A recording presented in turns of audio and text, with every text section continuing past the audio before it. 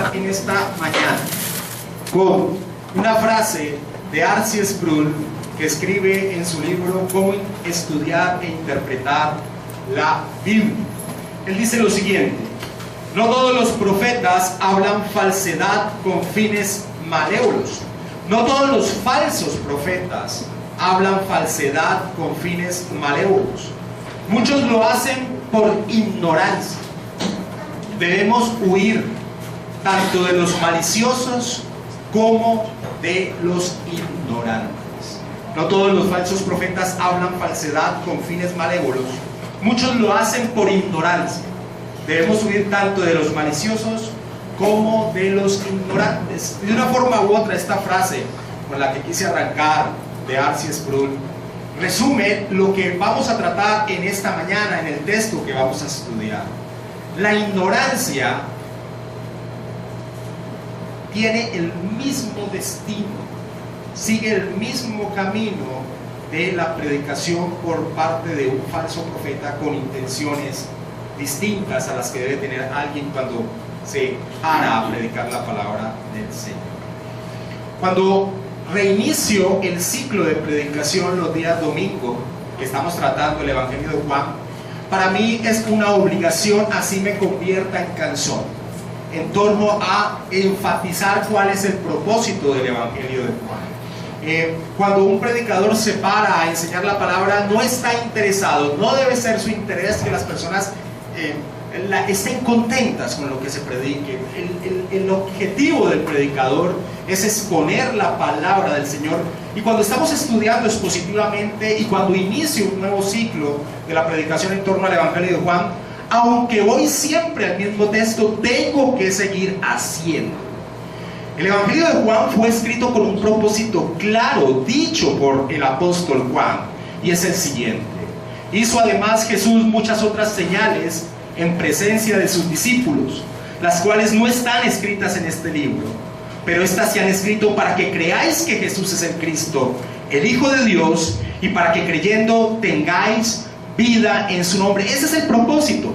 Juan escribió con el propósito de que las personas creyeran en que Jesús era el Hijo de Dios, confiaran plenamente en Él, depositaran su vida en Él y a través de esa confianza tuvieran el regalo de la salvación. Ese es el propósito del Evangelio de Juan.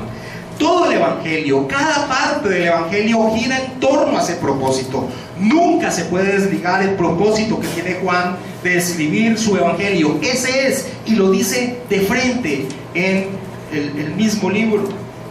Pero si hay algo que enfatiza Juan en su Evangelio en torno al ministerio del Señor Jesucristo, es que el ministerio del Señor Jesucristo estuvo enmarcado en el rechazo de la gran mayoría que escuchaban su mensaje. Aún desde el prólogo que tiene el Evangelio de Juan, que son los primeros 18 versículos, Juan ya deja enfatizado que ese va a ser el parámetro, el transcurrir del ministerio del Señor Jesucristo. Vayamos un momento y quiero hacer una introducción en torno al rechazo del ministerio del Señor, y vayamos a Juan capítulo 1 y leamos el versículo 10 y 11 que hace parte del prólogo del Evangelio. Juan escribe en torno a nuestro Señor Jesucristo, a la encarnación de Dios. Juan capítulo 1 versículo 10 y 11. En el mundo estaba, y el mundo por él fue hecho, pero el mundo no le conoció. A lo suyo vino, y los suyos no le recibieron. Es más, en este estudio que estamos haciendo del Evangelio de Juan, hemos visto que hay un momento de gran popularidad del Señor Jesucristo, y en ese momento de popularidad, y al explicar Él lo que significaba ser un discípulo de Él, leemos que la gran mayoría lo abandonó. Juan capítulo 6, versículo 66.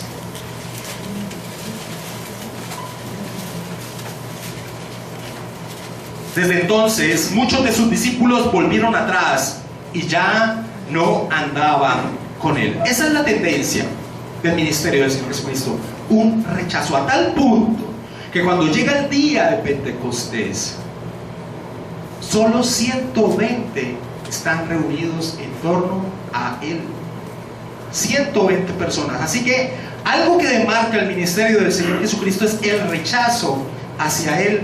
John MacArthur dice lo siguiente en torno a este punto: es una historia de rechazo progresivo de la persona más maravillosa que jamás haya caminado sobre la tierra, que habla profundamente de la pecaminosidad del pecado y de la miseria del corazón humano. El ministerio del Señor Jesucristo está marcado en el rechazo. Hemos llegado a la enseñanza número 23 en torno al Evangelio de Juan y estamos posicionados en el capítulo 7, y este capítulo tampoco es ajeno al rechazo del ministerio del Señor Jesucristo. Hemos estudiado los primeros 24 versículos de este capítulo 7. Finalizamos en el versículo 4 y vamos a iniciar en el día de hoy en el versículo 25, pero déjenme mostrarles que aún dentro de este capítulo 7 el rechazo en torno al Señor Jesucristo es muy claro. No es sino leer el versículo 1 que dice: después de estas cosas andaba Jesús en Galilea, pues no quería andar en Judea, porque los judíos procuraban matarle. Y en el versículo 5 nos muestra hasta dónde llegaba este rechazo, que era hasta el mismo seno de la familia del Señor, porque ni aún sus hermanos creían en Él. El capítulo 7 de Juan se enmarca, se desarrolla en torno a la fiesta religiosa judía llamada la de los tabernáculos. La explicación de qué significado tenía esta fiesta, qué se celebraba, cómo se celebraba, la vamos a exponer con mucha amplitud dentro de 8 días, porque dentro de 8 días el significado de la fiesta va a cobrar gran relevancia. Pero en el día de hoy vamos a decir que ese es el marco donde se desarrolla el capítulo 7 de Juan. Ahora, hemos visto en el estudio de los primeros 24 versículos de este capítulo 7 que el Señor ha denunciado lo siguiente. Ha denunciado que el rechazo que tienen hacia Él los líderes religiosos judíos, los que conformaban el Sanedrín, que dirigían la vida religiosa judía, el rechazo que tenían a Él se debía a un prejuicio, a un falso juicio que habían desarrollado no conforme a la guía de las Escrituras, que ellos decían valorar y amar, sino conforme a sus propios designios. Eso es lo que el Señor ha denunciado en esos primeros 24 versículos y que estudiamos 3 semanas atrás.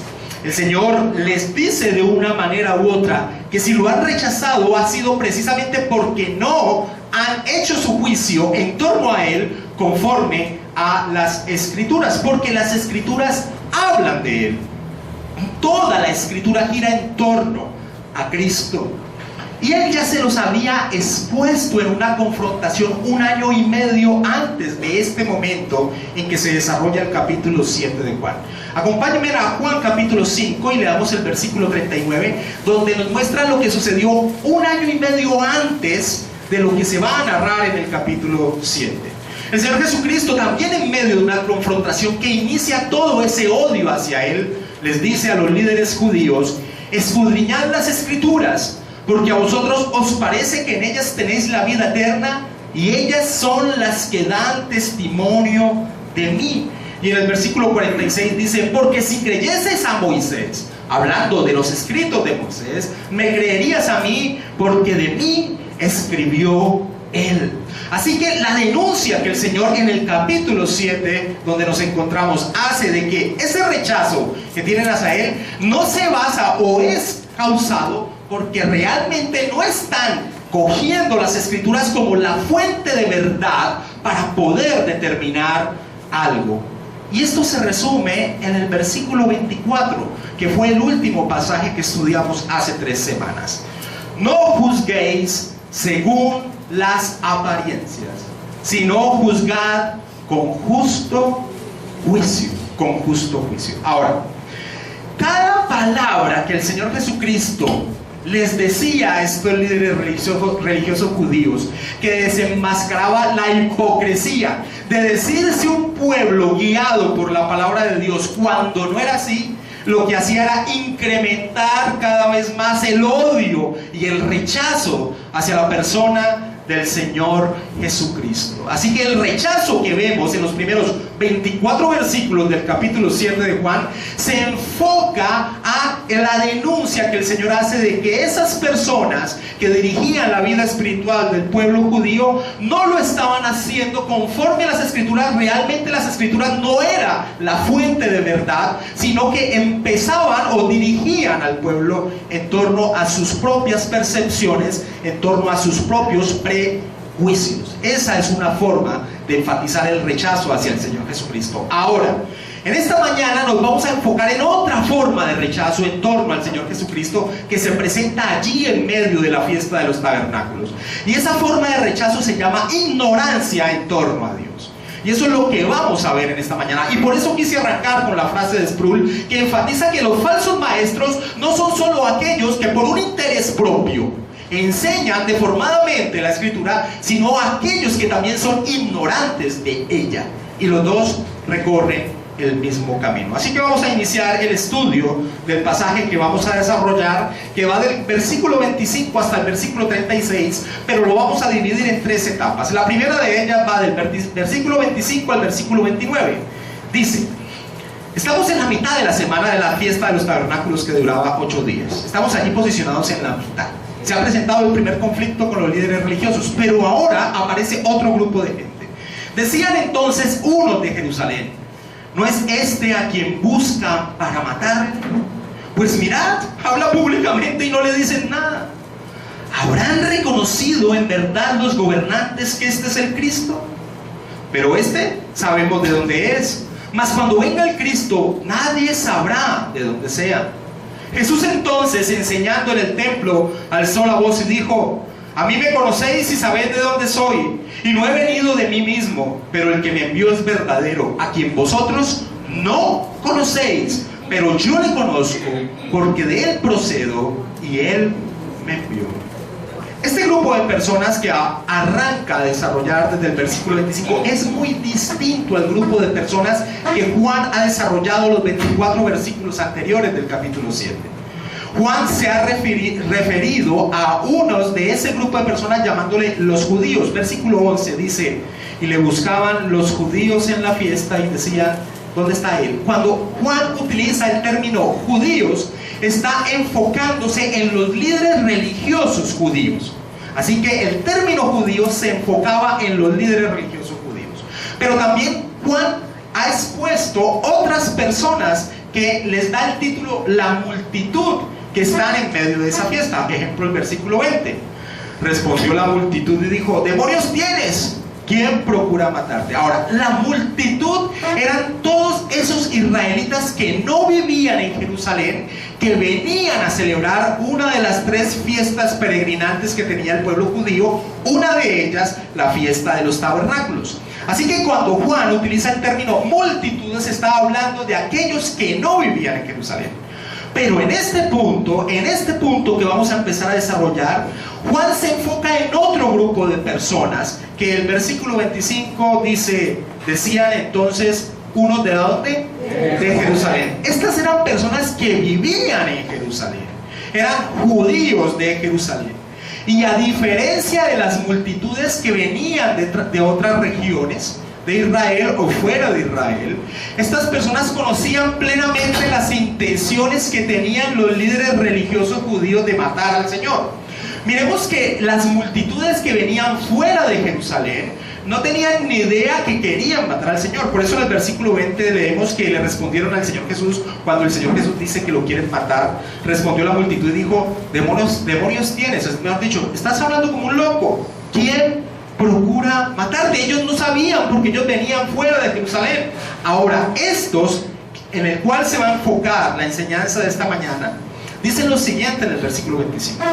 Decían entonces unos de Jerusalén: ¿no es este a quien buscan para matarle? Ellos sabían las intenciones que tenían los líderes religiosos de su ciudad, donde estaba el templo, el Sanedrín, con el Señor Jesucristo, que era matarlo. ¿Y por qué conocían esto? Porque habían sido testigos de lo que había sucedido 1 año y medio antes, en la última fiesta de la Pascua a la cual el Señor había asistido. Devolvámonos un momento al versículo 18.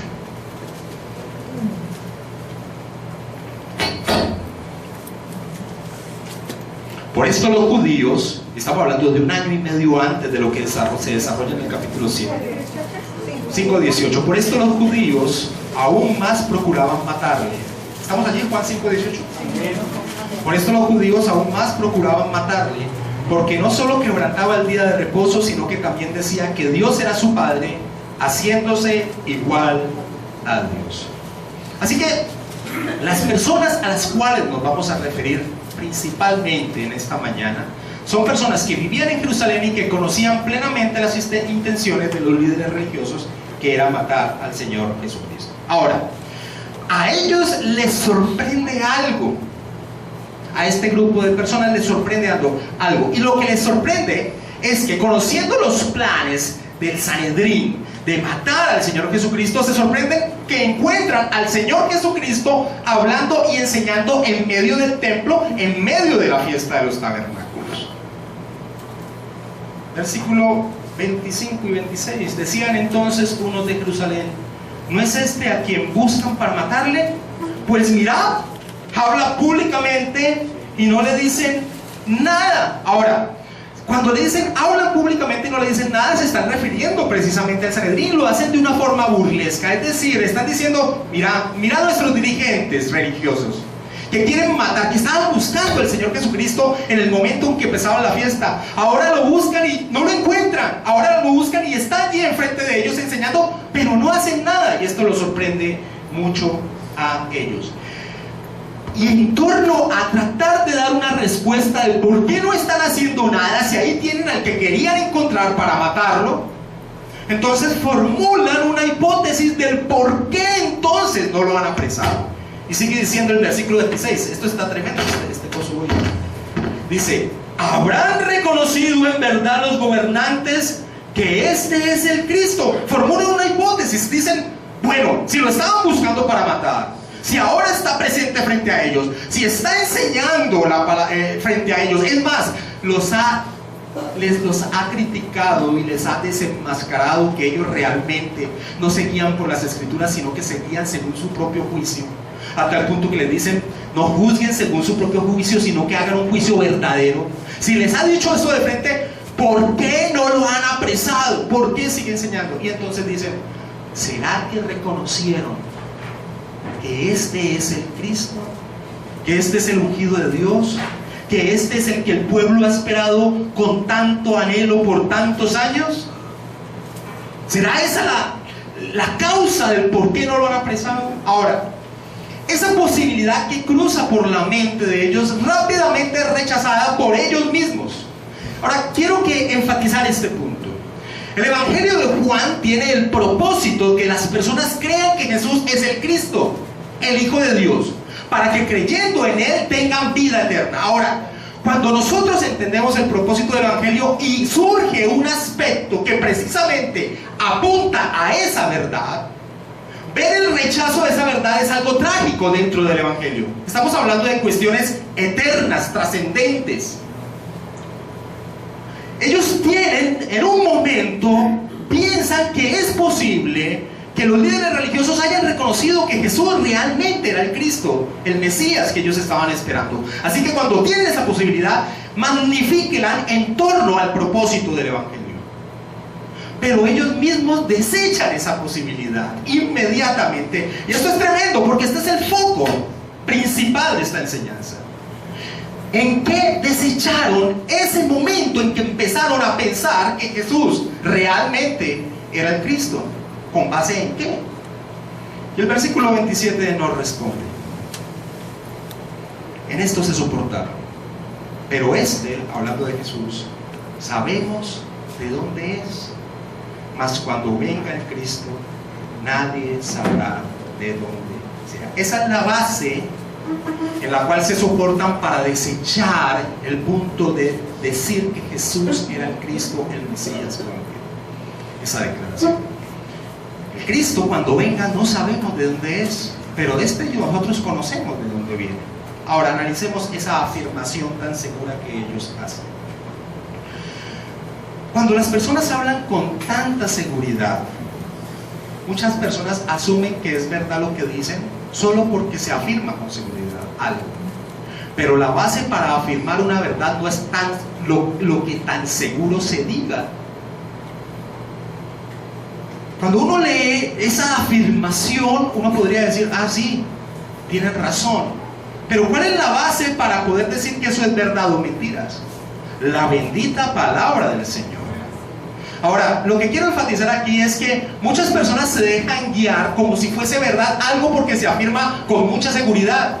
Nunca esa es la base para afirmar algo que sea verdad, por más seguro que sea alguien quien las diga.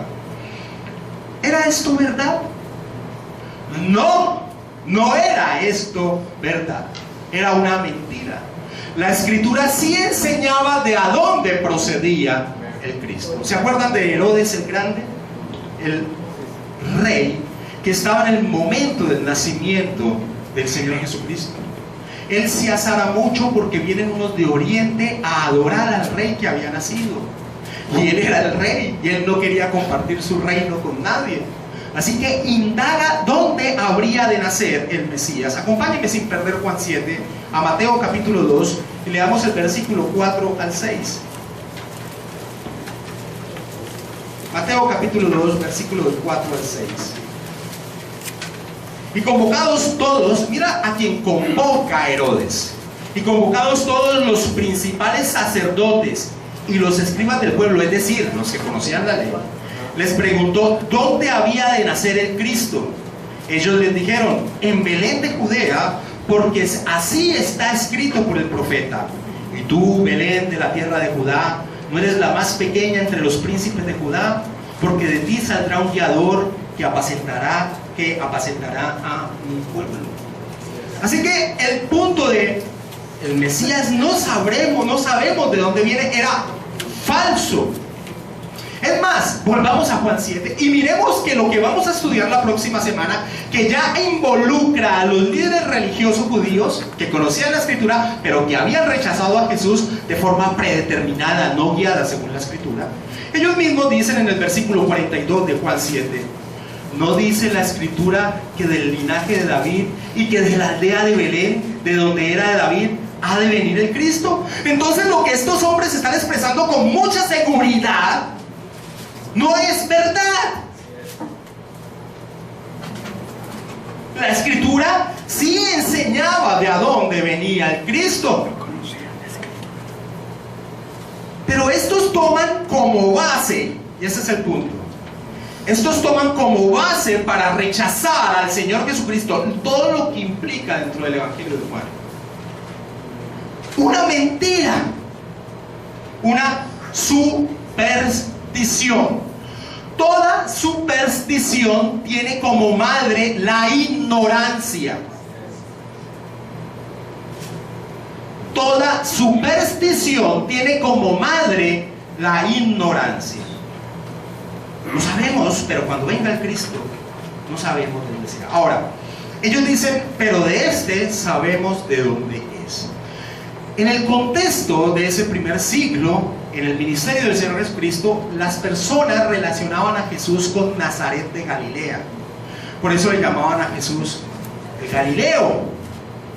Por eso más adelante, la próxima semana, vamos a decir, pero si este viene de Nazaret, de Galilea. Ahora, nosotros, por la Escritura, vemos que el Señor Jesucristo nace en Belén por providencia de Dios, para que se cumpliera la profecía en torno de a dónde vendría Cristo. Pero esa no es la base que estos hombres están tomando. Ni siquiera están tomando la base de que pensaban que era de Nazaret, sino que están diciendo, cuando venga el Cristo, no sabremos de dónde sea, de a dónde surgía esa enseñanza. Surgía de una mala interpretación de un pasaje bíblico. Malaquías capítulo 3, versículo 1, sin perder Juan capítulo 7.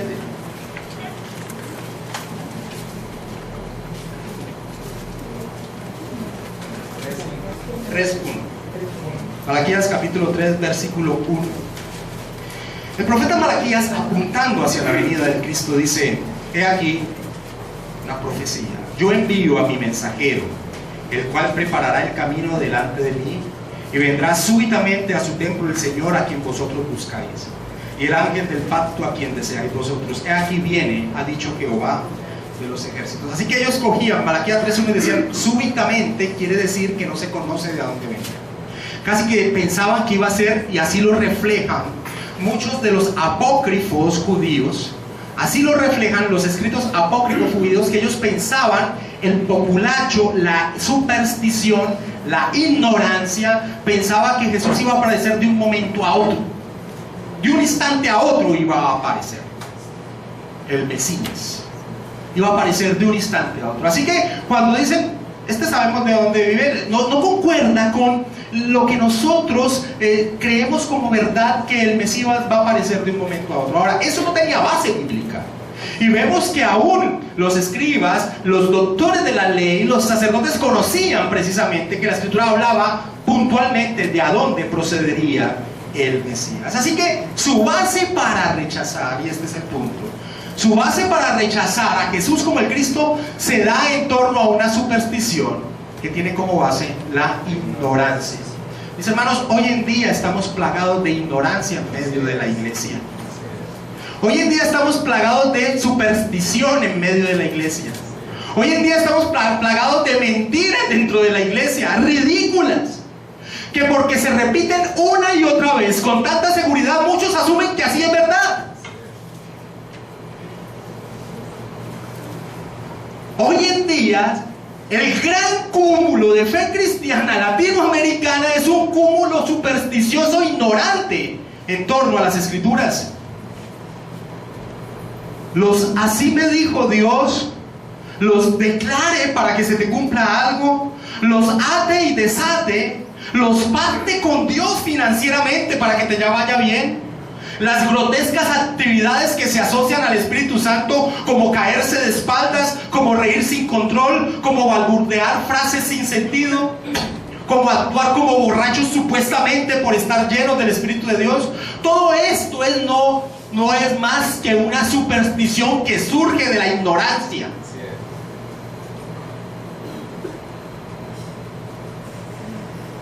Pero al escucharlas una y otra vez, las personas las asumen como si fueran verdad. Al escucharlas como afirmaciones con tanta seguridad, las asumen como si fueran verdad. Sacan, y este es el proceso que hemos visto en los últimos 70 años de la historia latinoamericana, bueno, tal vez menos en torno a la iglesia evangélica. Sacan los textos fuera de sus contextos y hacen con ellos lo que les da la gana, como estas personas hicieron con Malaquías 3:1, desechando toda la otra parte que claramente indicaba de a dónde venía el Mesías. Pero la gente ama ese tipo de superstición, porque es más fácil creer la superstición que el estudio de la bendita palabra de Dios. Uno de los grandes problemas de que las personas no estudien la Biblia se llama pereza. Pereza. Ahora, es una gran responsabilidad frente a la fe que lleva a la salvación. Todos, cada uno de nosotros, de los que está aquí, vamos a morir por una enfermedad terminal, por un accidente, por un asesinato, por ancianos, pero todos vamos a morir si el Señor no viene antes. Ese no es el problema. El problema es qué pasó en torno a Cristo en este peregrinado. A las personas siempre les ha encantado la ignorancia y la superstición del populacho, e Israel debería ser un ejemplo para nosotros. Es más, el apóstol Pablo así lo toma. Israel es un espejo para nosotros. Lo que le sucedió al pueblo de Dios en el pasado debe ser un ejemplo, una advertencia para nosotros. Así lo enseña en 1 Corintios 10. Israel, Jerusalén principalmente, Judá, empezó en una época de su recorrido histórico a amar más la superstición que la palabra de Dios. Acompáñenme a Isaías capítulo 30, versículo 9 en adelante. Y miremos cómo el profeta Isaías, cómo Dios a través del profeta Isaías denunciaba esto que los llevó a la perdición, a ser destruido Jerusalén, destruido el templo y deportado ese pueblo durante 70 años a Babilonia. Isaías capítulo 30, versículo del 9 al 13. Porque este pueblo es rebelde hijos mentirosos, hijos que no quisieron oír la ley de Jehová, que dicen a los videntes, no veáis, y a los profetas, no los profeticéis lo recto, decinos cosas halagüeñas, profetizad mentiras, dejad el camino, apartados de la senda, quitad de nuestra presencia al Santo de Israel.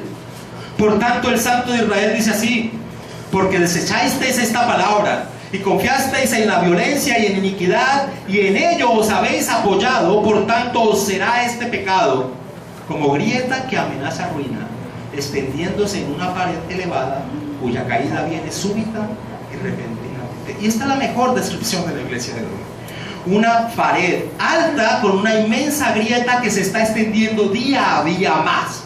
Porque la base de la fe de muchas personas de la iglesia cristiana de hoy no es la bendita palabra de Dios, sino la superstición de falsos maestros, malévolos unos que por intereses económicos se hacen maestros, y otros que por la ignorancia guían al pueblo a la perdición. Por esto es muy importante lo que el Señor Jesucristo les responde a estos que lo han desechado a Él en base a una superstición. Es importantísimo lo que el Señor Jesucristo les responde a ellos. Ahora, antes de entrar a mirar cómo les responde el Señor Jesucristo a ellos, quiero que entiendan que lo que están rechazando esas personas no es la esperanza mesiánica.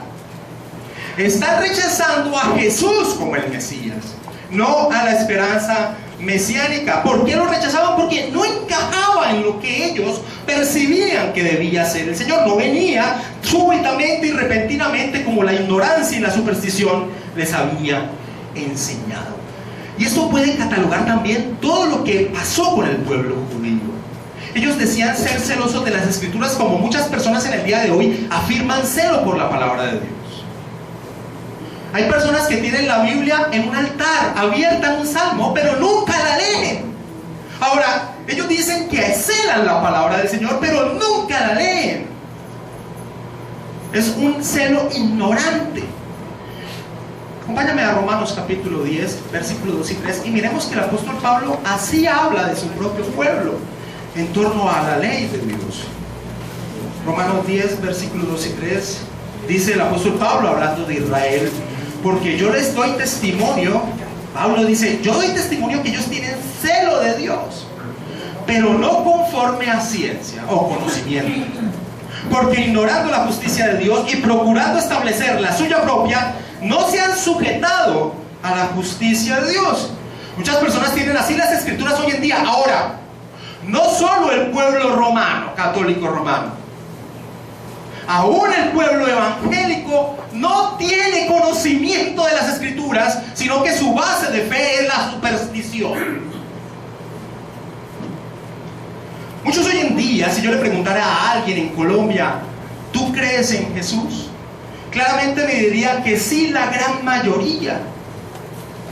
Pero si yo le preguntara, explícame en qué se basa o qué significa que tú creas en Jesús, allí las personas empezarían a tambalear en torno a explicar qué es su creencia en Jesús. Y si yo les dijera, ¿qué implicaciones tiene para tu vida lo que tú dices creer en Jesús?, aún más empezarían a tambalear. Porque creer en Jesús hoy en día, y ya metiéndonos en el ambiente evangélico de hoy en día, creer en Jesús hoy en día es una especie de conocer el poder para transformar las dificultades que vienen a la vida en beneficios. Es un poder, o es el secreto para poder alcanzar todos los deseos del corazón, o es una marca casi que registrada de decirnos príncipes y princesas de Dios. Pero ese no es el Jesús de las Escrituras.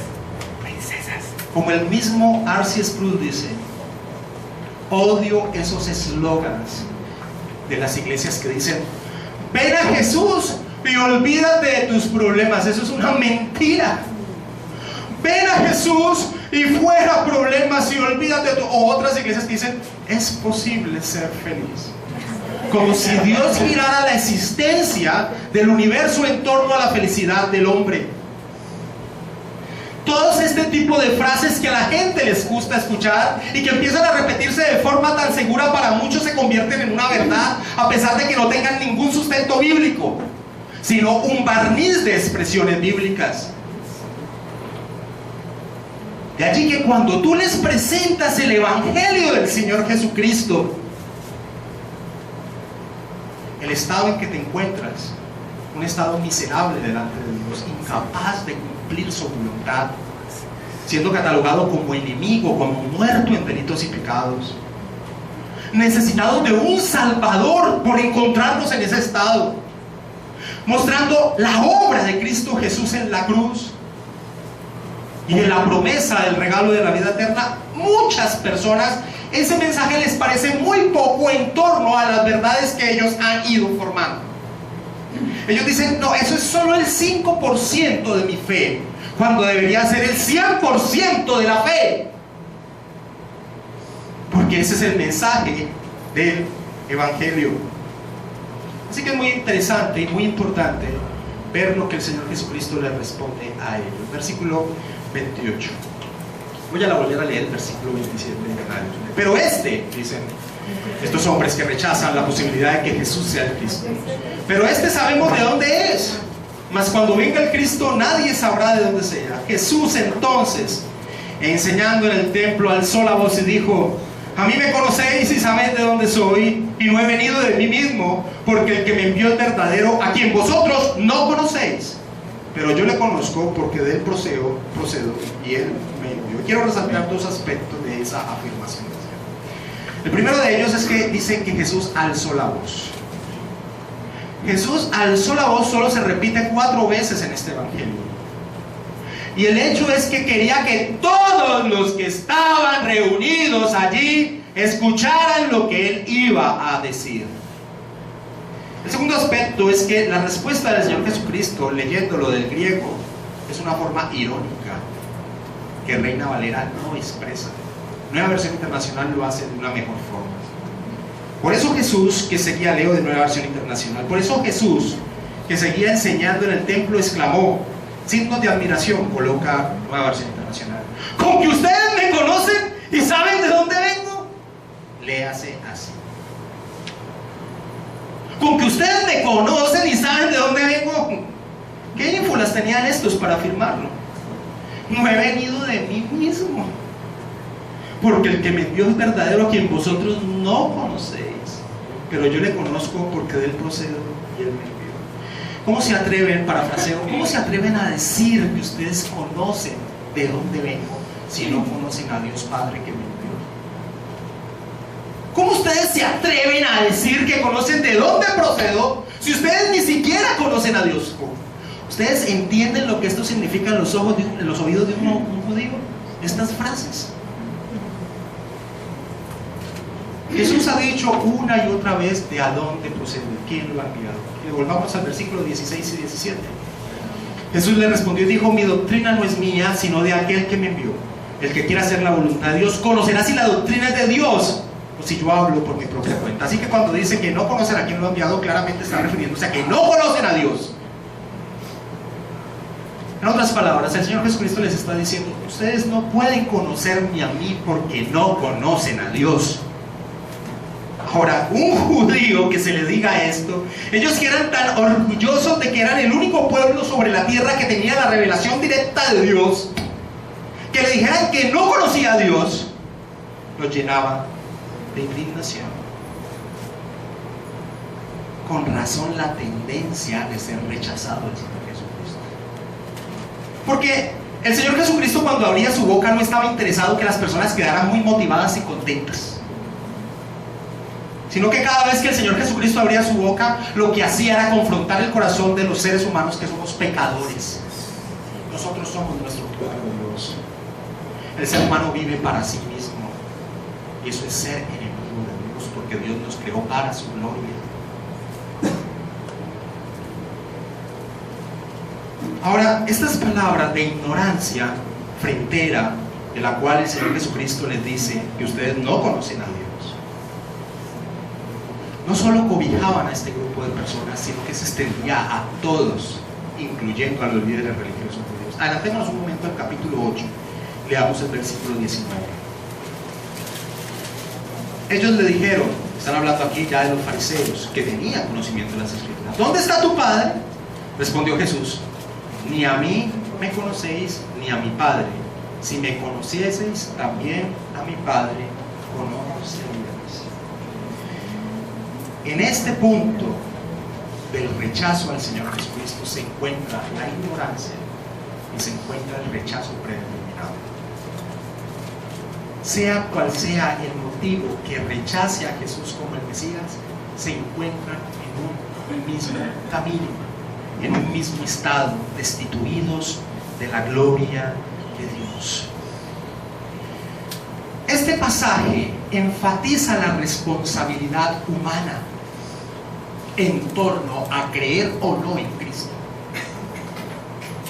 El que cree en el Hijo tiene vida eterna, pero el que rehúsa creer en el Hijo no verá la vida, sino que la ira de Dios está sobre él. Ya ha dicho este Evangelio en el capítulo 3, versículo 36. Así que, sea cual sea la causa de rechazar a Jesucristo, sea la intención predeterminada de rechazarlo, o sea basados en la ignorancia, los dos puntos caen en una misma bolsa, podemos decirlo de esa manera. Siguen el mismo destino. Ahora, antes de entrar a ver el destino tanto del malicioso que rechaza a Jesús como el Mesías, como el ignorante que no tiene la capacidad de unirse a Cristo por su supuesta fe basada en ignorancia, quiero mostrar, ya mostrando la responsabilidad humana, la soberanía divina en torno al conocimiento del Señor. Acompáñenme a Mateo capítulo 11, versículo 25 y 27. Y este es solo un aspecto para mostrar esos dos ríos paralelos que corren en la Biblia, de la responsabilidad humana, pero la soberanía divina. Mateo capítulo 11, versículo 25 al 27. Así que yo no voy a enfatizar este aspecto de la soberanía divina, pero nunca me gusta dejar solo un aspecto plasmado. Mateo capítulo 11, versículo 25 al 27, el Señor Jesucristo dice: en aquel tiempo, respondiendo Jesús, dijo: te alabo, Padre, Señor del cielo y de la tierra, porque escondiste estas cosas de los sabios y de los entendidos y las revelaste a los niños. Sí, Padre, porque así te agradó. Todas las cosas me fueron entregadas por mi Padre, y nadie conoce al Hijo sino el Padre, ni al Padre conoce a alguno sino el Hijo, y aquel a quien el Hijo lo quiera revelar. Así que en torno al conocimiento o no de Dios depende de Dios. Cierro el paréntesis de la soberanía de Dios porque me voy a enfocar en la responsabilidad humana, que es donde recae el énfasis de este pasaje de Juan 7.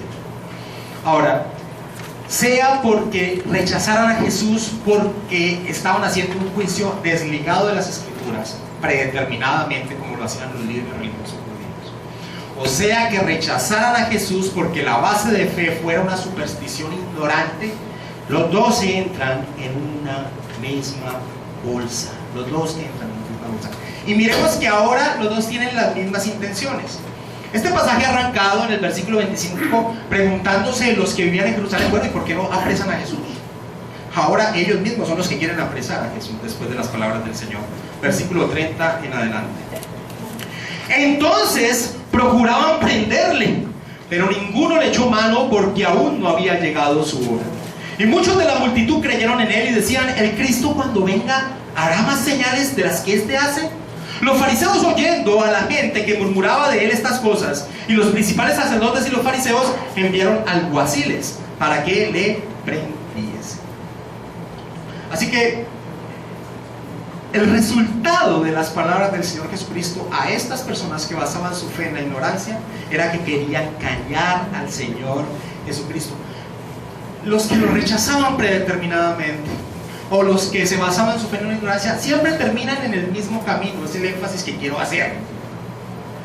Y terminan en la misma bolsa de su destino, que es lo que va a mostrar. Ahora, estas personas, aunque teniendo el poder y la intención, el poder humano y la intención de callar a Jesús, no lo podían hacer. ¿Por qué? Ahí lo dice Juan. Dice: pero ninguno le echó mano porque aún no había llegado su hora. Por encima de las intenciones humanas están los planes de Dios.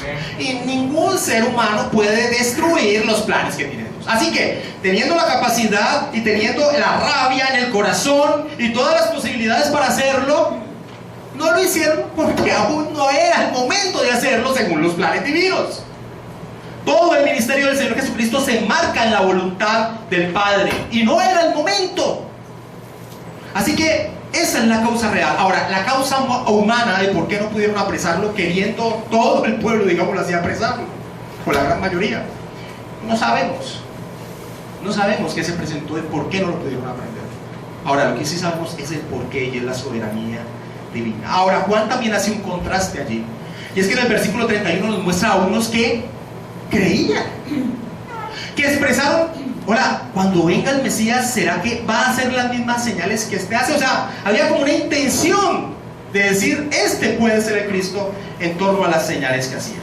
Yo no me voy a poner a enfatizar aquí el punto de si la fe de estos era fuerte o no, porque tampoco lo dice el texto, pero lo que hace Juan es mostrar un contraste que unos sí decían: no creemos, porque la respuesta que se espera no creemos que cuando venga el Mesías alguien haga mayores señales que este. Y ese es el énfasis que tiene las señales. Ahora, lo que sí sucedió fue que se unieron otros dos grupos que no se unían para nada.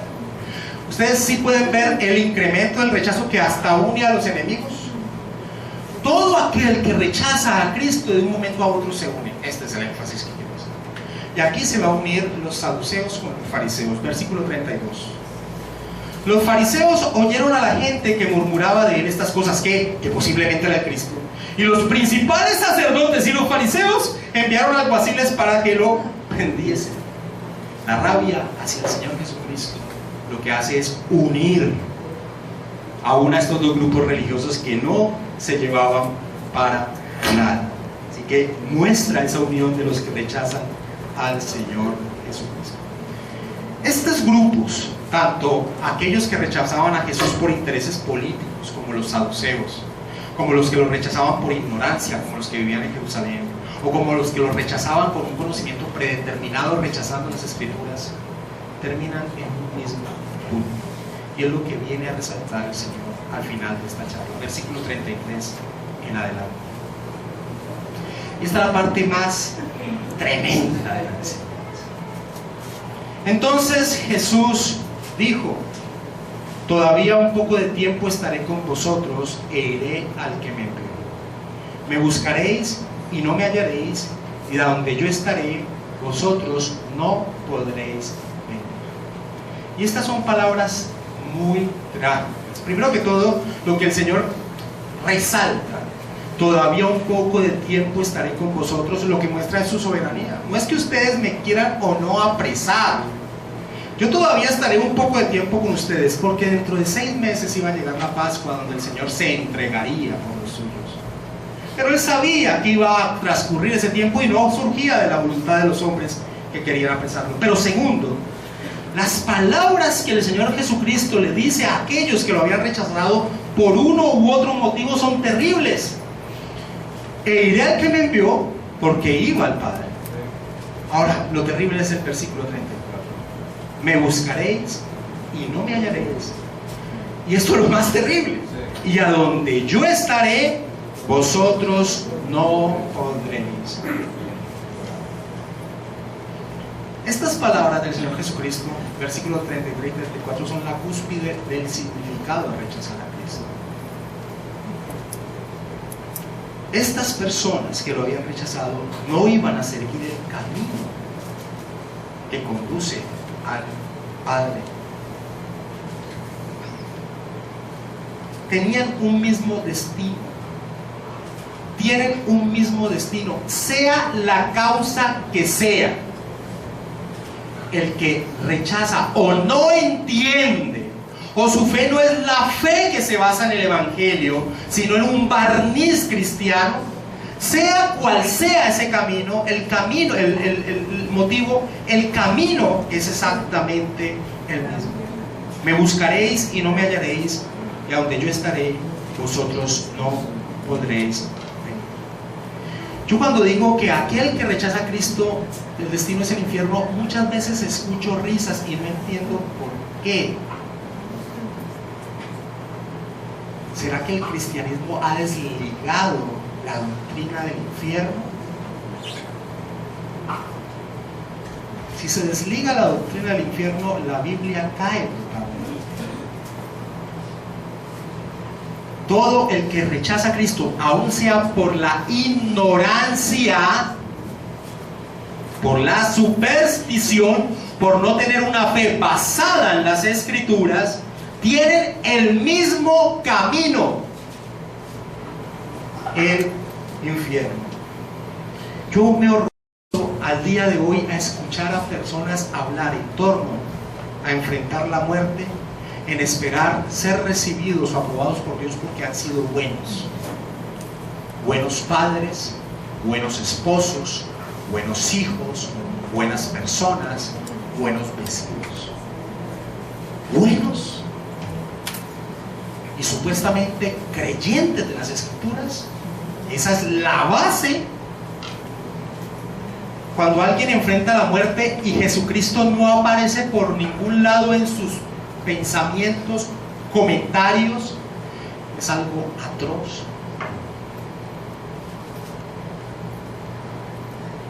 Vayamos un momento a Filipenses 3, versículo 9, porque el apóstol Pablo allí muestra que cuando esté frente a ese momento, frente al Señor, él no va a decir: Señor, entregué mi vida al ministerio, sacrifiqué todo lo tuve por basura, Señor, morí decapitado por la fe cristiana. Él no va a decir nada de eso. Él dice que cuando esté delante del Señor, dice capítulo 3, versículo 9, y ser hallado en él, en Cristo, dice, no teniendo mi propia justicia, que es por la ley. Señor, yo obedecí tu voluntad perfectamente. No, sino la que es por la fe de Cristo, la justicia de Dios que es por la fe. No, Señor, yo creí en Cristo, yo creí en su obra. Yo sé, por la Escritura supe que era un incapacitado delante de ti, un miserable. No tenía la capacidad de agradarte a Dios, no la tenía. Pero confié en Cristo. Estoy parado delante de ti porque confié y deposité mi vida en Cristo. Y las obras que pude hacer fueron precisamente porque tú me capacitabas para hacerlas. Pero nunca las bases de yo soy bueno y por qué a mí. ¿Por qué me llegó esto a mí si yo soy bueno? Y mis hermanos, me encuentro y me horrorizo que esta es una base muy grande de lo que las personas piensan cuando enfrentan la muerte. Y esto es terrible. El conocimiento más importante que alguien puede tener en esta existencia es en torno a la persona del Señor Jesucristo. Juan capítulo 17, versículo del 1 al 3, enfatiza este aspecto.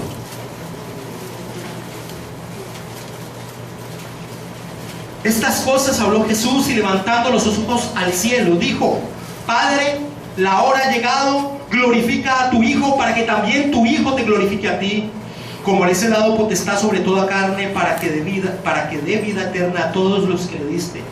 Y esta es la vida eterna, que te conozcan a ti, el único Dios verdadero, y a Jesucristo, a quien has enviado.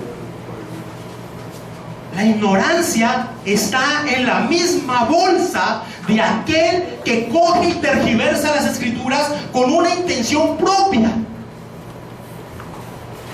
La ignorancia de las Escrituras no es un excluyente para no ser juzgado. Estas personas en torno a las palabras del Señor tienen un espacio de tiempo. Las palabras del Señor Jesucristo en esos versículos son un espacio de tiempo. Vamos un momento al capítulo 8, versículo 21, donde el Señor enfatiza qué sucede si en ese espacio de tiempo no lo han hallado. Otra vez les dijo Jesús: yo me voy y me buscaréis, pero en vuestro pecado moriréis. A donde yo voy, vosotros no podéis venir. Y aquí enfatiza el aspecto de la responsabilidad humana en torno a Cristo. Hay un momento estoy en el énfasis de la responsabilidad humana que enseña la Escritura. Hay un momento en la vida de todas las personas donde el Evangelio llega y muchos lo dejan pasar. Pastor, usted no es calvinista, sí. Yo creo en la plena soberanía de Dios. Yo sé que nadie viene a Cristo si no lo trae el Padre. Eso es una enseñanza de las Escrituras, pero también hay otra enseñanza, y es la responsabilidad humana. ¿Cómo se unen? No sé, no es mi papel. Hay un momento en la vida de todas las personas que llega el Evangelio y muchos lo dejan pasar. Isaías capítulo 55, versículos 6 al 7 enfatiza este punto.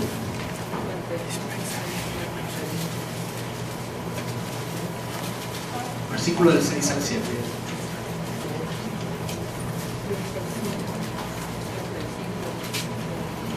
Buscad a Jehová mientras pueda ser hallado. Y acordémonos que Isaías estaba en una revelación progresiva. Buscad a Jehová mientras pueda ser hallado. Llamadle en tanto que está cercano. Deje impío su camino y el hombre inicuo sus pensamientos, y vuélvase a Jehová, el cual tendrá de él misericordia, y al Dios nuestro, el cual será amplio en perdonar. En Lucas capítulo 13 vienen unas personas a decirle al Señor Jesucristo: ¿qué de aquellos que murieron por la espada de Pilatos en el templo? ¿Y qué de aquellos que les cayó en un accidente una pared encima? ¿Cierto que era porque eran muy malos? Pues eso es lo que hay en el corazón de ellos, que el Señor Jesucristo sabe. Ahora el Señor Jesucristo les dice: no es que estos hayan sido más malos que ustedes. El punto aquí es que si ustedes mueren sin haberse arrepentido, también perecerán como ellos. El problema no es la muerte. El problema es que en este transcurso de la vida llegue la verdad del Evangelio y alguien diga no por X o Y motivo. Y eso sucede mucho. Porque hay personas que abiertamente no rechazan el Evangelio. No dicen, no, yo no creo en eso. Pero sus actitudes de vida muestran que así es. Quiero mostrarles una especie de analogía con lo que acabo de decir en el Salmo capítulo 14. Vamos un momento al Salmo capítulo 14. El Salmo capítulo 14 dice el necio en su corazón: no hay Dios. Ahora, no todas las personas rechazan la idea de Dios. Es más, es imposible rechazarla. Todos sabemos que Dios existe, aún el ateo, que ahí se muestra. Pero lo que sigue diciendo el Salmo es que todos somos, de una manera u otra, la expresión de eso de que no hay Dios. Porque dice en el recorrido del Salmo que Dios mira a ver si había alguno que lo buscara y que no encuentra a nadie. ¿Qué quiero decir con esto en esta analogía en torno a gente que rechaza el Evangelio? Hay gente que no rechaza el Evangelio de forma directa diciendo, no, yo no creo en el Evangelio. Pero su vida muestra que sí, que lo rechazan.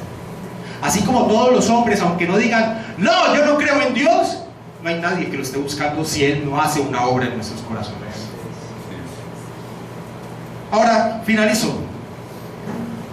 Lo terrible de aún de esta advertencia del Señor Jesucristo es lo que sucede en el versículo 35 y 36, que es la respuesta de estos hombres a la palabra del Señor Jesucristo, que tiene tantas implicaciones.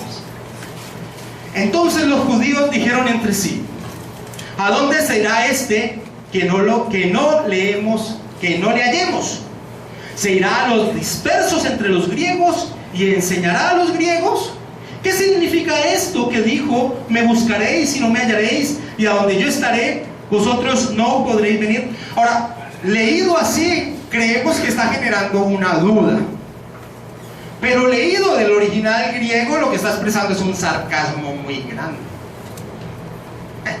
Este no pudo aquí, ahora se va a ir a los de la diáspora. Y después se va a ir a donde los gentiles, porque no pudo aquí con su mensaje. Ahora, en medio de ese rechazo judío de la palabra del Señor Jesucristo, de Él como el Mesías, lo que estaban diciendo era exactamente lo que iba a suceder. Exactamente lo que iba a suceder. A los esparcidos del pueblo y después a los gentiles. Acompáñame a Hechos capítulo 18, versículos 5 y 6.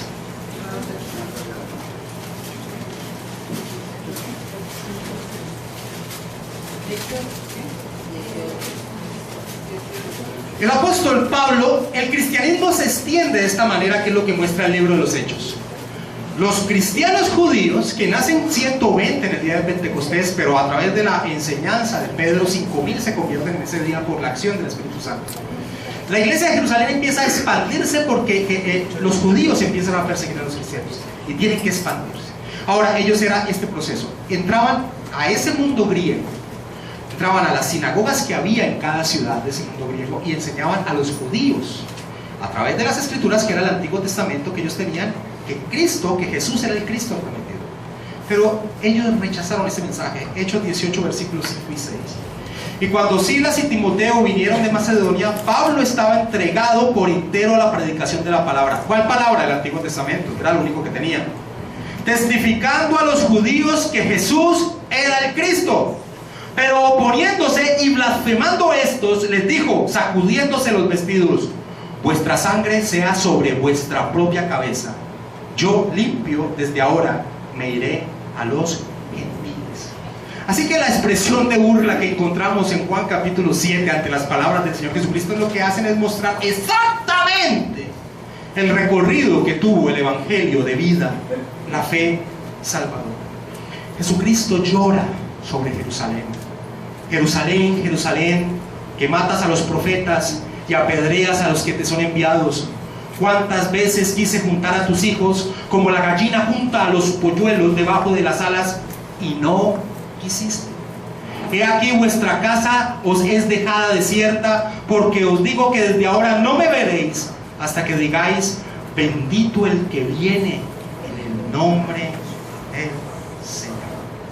Muchas personas no tienen otra oportunidad. Cierro con esta frase de A.W. Tozer en su libro clásico El conocimiento del santo. Lo que viene a la mente cuando pensamos en Dios es lo más importante de nosotros. La adoración es pura o fundada cuando el adorador recrea pensamientos elevados o no de Dios. Por esta razón, la cuestión más grave ante la iglesia es siempre Dios mismo. Y el hecho más portentoso acerca de cualquier hombre no es en lo que un momento dado pueda decir o hacer, sino lo que en la profundidad de su corazón concibe que es Dios. Tendemos por una ley secreta del alma a avanzar hacia nuestra imagen mental de Dios. Esto es cierto no solo para el cristiano individual, sino para la compañía de cristianos que componen la iglesia. Siempre lo más revelador acerca de la iglesia es su idea de Dios. Pero si tu idea de Dios está basada en la fábula que surge de la ignorancia, tu Dios es todo menos el Dios de las Escrituras. ¿Qué significa Cristo para tu vida? Ese es un buen examen que me gustaría hacer. ¿Qué responderías? ¿Entiendes a profundidad la obra de Cristo? Mira, nos podemos desgastar estudiándola y nunca hallaremos el fondo de entenderla, pero cada vez se acrecentará más. Cada vez que estudiamos la bendita palabra de Dios, nosotros nos volvemos más pequeños y Dios más grande. Pero la superstición vuelve a Dios muy pequeño y al hombre muy grande, a tal punto que toda la historia de la vida gira en torno al hombre y no a Dios. Vamos a orar.